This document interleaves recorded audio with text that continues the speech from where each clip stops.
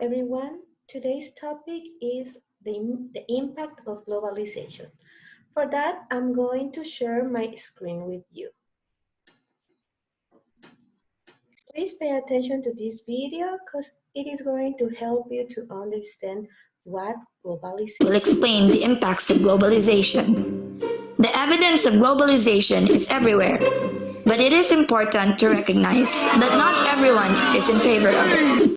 Some groups argue that the TNCs, or the transitional corporations, are responsible for many of the world's environmental problems. These problems include global warming, the depletion of natural resources, and the production of harmful chemicals. Some groups also claim that the TNCs take advantage of developing countries by polluting industries in their borders, launching their tropical forests, and exploiting their labors. Other concerns include the loss of local culture, the tendency for developed countries to interfere in the affairs of developing countries, and a reduced power of governments to control economic activity.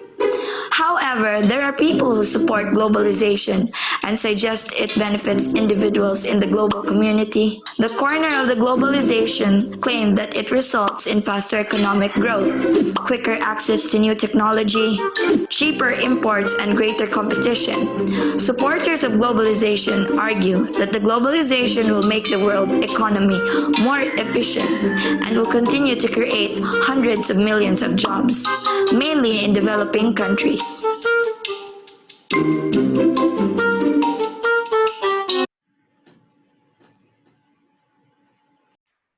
Okay, so now you have the idea what a globalization is, but let me explain you with this poster that I made especially for you.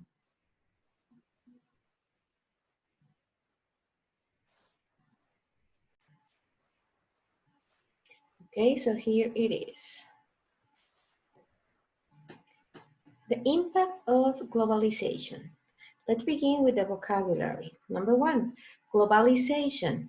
It means the development of a world economy based on free trade and the use of labor from other countries. Number two, nationalized, placed under government control. Number three, economic sectors.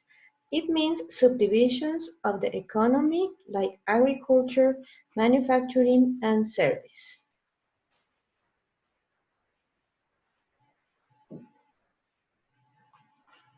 Okay, for much of the 20th century, some major industries in Mexico were nationalized. All income from a nationalized industry goes to the government. For periods of time during the 1900s, the government also controlled Mexico's banking, transportation, and telecommunication systems. In the 1980s, Mexico released some control of these industries to private and foreign investors. Another factor of Mexico's economic growth was the adoption of the North American Free Trade Agreement, NAFTA. Economic activity in Mexico takes place in three economic sectors: agriculture, manufacturing, and service. Mexico still faces challenges, like economic growth hasn't happened for most poor people.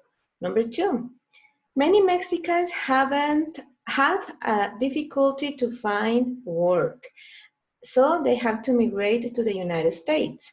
Number three, some Mexican-owned businesses have transferred jobs to countries where workers are paid less.